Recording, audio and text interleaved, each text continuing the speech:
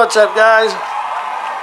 Out here today getting ready to do the motor swap on my Kent Cruiser. This is the one that locked up, well, I was getting ready to lock up on me the other day, and I'm pretty sure I know what happened with the, without taking it apart anyways, and I'm not going to do that yet. There's fresh oil sitting right underneath this thing, and I got to looking, and I do believe I have a seal that went out inside here, in this case, you know, and where the magneto is, crankshaft seal. Pretty sure it blew out, and yeah, because it's leaking right from that cover right there, and as we know, that's where it shouldn't be leaking the oil out of. So it started sucking air there and started locking up on me. So, you know, that's my hypothesis anyway. So, you know, you can form your own, whatever you want, doesn't matter. I'm going to go ahead, swap this out, but not before I put the big head back on the little 80cc. And I can't wait to get it broke in and see how she runs. So stick around. Let's see if we can get her done real quick. Now, as usual, I'm not going to take you through every step of this process. I'll just kind of skip through it because most of you know it as well as I do. So here we go.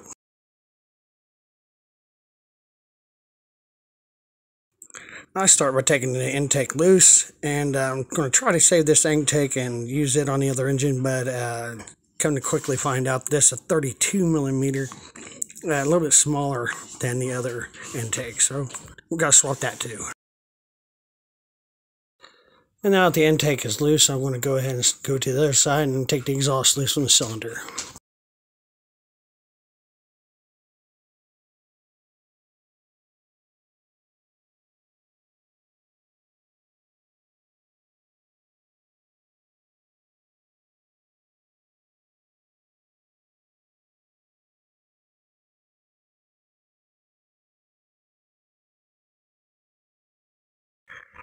Unplug the wires to the CDI, and she's pretty much unhooked.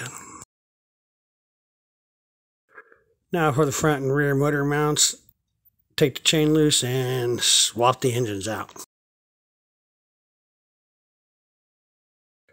Now we have the new head on the engine and the new engine in place. We'll go ahead and start hooking everything up and reverse the process that I just did.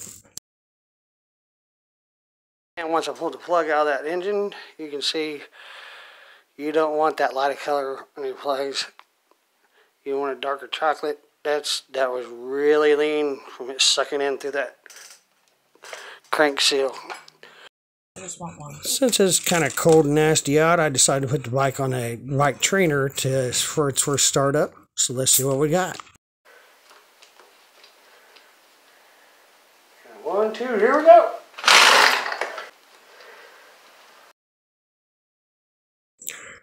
And it's apparent the flat or nut needs to be adjusted because this clutch is slipping, so got to do that real quick. Got that adjusted as good as I need to, and we'll go ahead and leave the cover off for now. Try it again.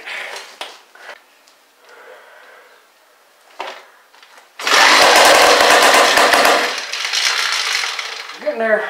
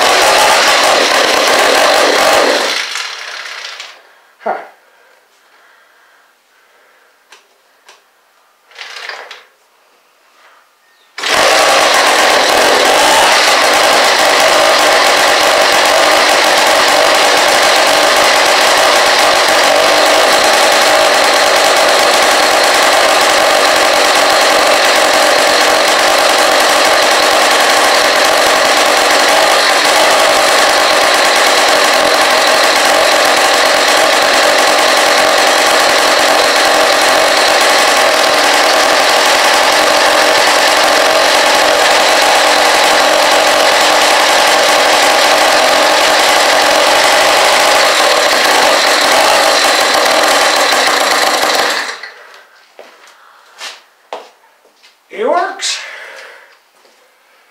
I don't know about you guys, but I usually run break in, you know, some guys don't even break them in. By the way, do you guys break yours in? I do. just something I feel safe for doing because I ride so many miles. I don't want to, I don't want to be broke down somewhere. So what I do with these bike trainers sometimes is I'll just put it on here, and when, like my YD100, when it was new, it was middle of winter, put it on there, getting hot. Boy, I scratched my paint up.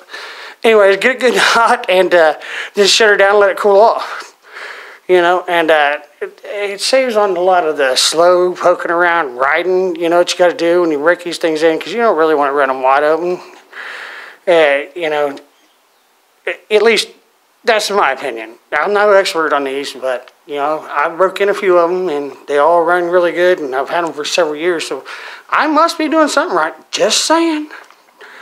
So anyway, thanks for watching me swap this out today, and we got her fired up and going.